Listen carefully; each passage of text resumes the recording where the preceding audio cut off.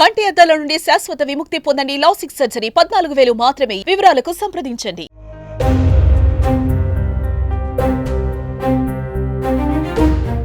Sunitha Williams ఎక్కడ చూసినా ఇప్పుడు ఈ పేరు గురించే, ఈమె గురించే డిస్కషన్.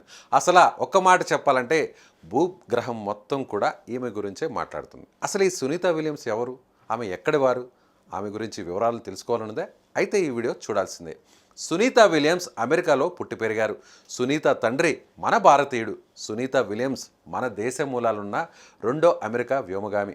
సునీత తండ్రి దీపక్ పాండ్యా గుజరాత్లోని మెహసానా జిల్లాలో జలాసన్లో పుట్టి పెరిగారు. గుజరాత్ రాజధాని గాంధీనగర్కి నార్త్లో ఉన్న 40 కిలోమీటర్ల దూరంలో జలాసన్ ఉంటుంది. సునీత విలియమ్స్ తన అంతరిక్ష యాత్రల తర్వాత 2007-2013లో 2 సార్లు తండ్రికి సంబంధించిన సొంత ఊరుకు జలాసన్కి వచ్చి వెళ్ళారు.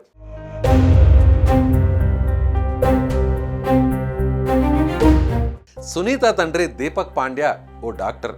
అహ్మదాబాద్లో స్టడీ కంప్లీట్ చేసిన తర్వాత తన సోదరుడు అమెరికాలో సెటిల్ అవ్వడంతో దీపక్ కూడా అక్కడికి వెళ్ళారు. ఇక ఆయన కూడా అక్కడే సెటిల్ అయ్యి స్లోవేనియన్ సంతతికి చెందిన ఉర్సిలిన్ బోని అనే తెల్ల అమ్మాయిని పెళ్లి చేసుకున్నారు. అలా వారికి 3 పిల్లలు పుట్టారు. వీరిలో సునీత విలియమ్స్ ఒకరు.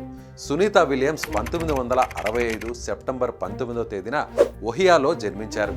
సునీత తండ్రి హిందూ కాగా తల్లి క్యాథలిక్. అలా ఇంట్లో ఆమెకు అన్ని మతాలను గౌరవించడం అలవాటైంది.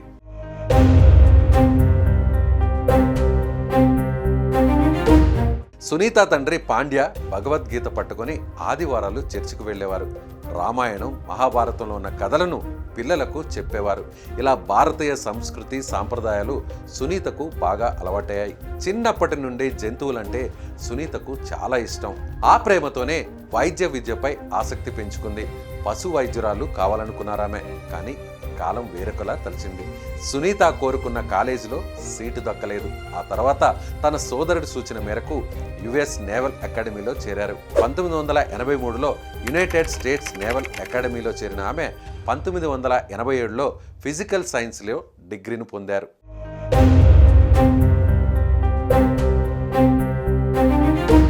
1998లో మొదటిసారి సునీతను ట్రైనీ వ్యోమగామిగా నాసా ఎంపిక చేసింది.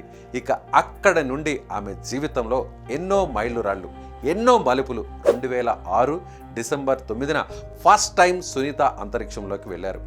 ఎక్స్పెడిషన్ 14 టీములతో కలిసి వర్క్ చేశారు. ఎక్స్పెడిషన్ 15 స్పేస్ క్రాఫ్ట్ పై కూడా పనిచేశారు ఆమె. 2007 జూన్ 22 భూమికి తిరిగి వచ్చారు ఆమె. ఇక రెండోసారి 2012 జూలై 15న అంతరిక్షానికి వెళ్ళారు. అదే ఏడాది నవంబర్ 19న తిరిగి మళ్ళీ వచ్చారు భూమి మీదకి. వాణిజ్యపరంగా అంతరిక్షంలోకి వెళ్తున్న తొలి వ్యోమగామిగా 2015లో సునీత విలియమ్స్ పేరును ప్రకటించారు. ఈ ప్రోగ్రాంను కొనసాగించిన సునీత విలియమ్స్ 2024 జూన్ 5న అంతర్జాతీయ అంతరిక్ష కేంద్రానికి తిరిగి వెళ్లారు.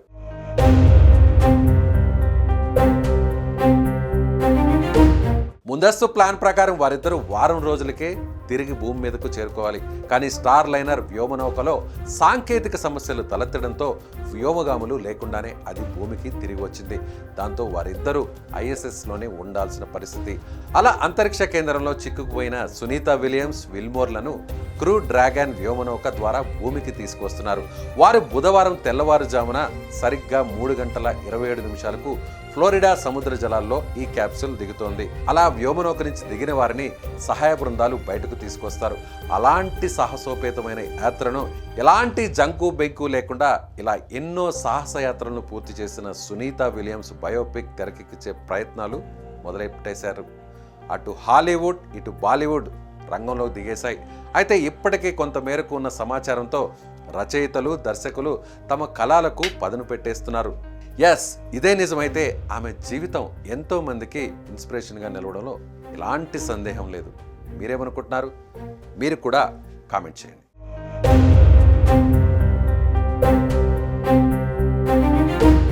సుమన్ టీవీలో మీ పర్సనల్ అండ్ బిజినెస్ ప్రమోషన్స్ కోసం కింది నెంబర్కి కాంటాక్ట్ చేయండి.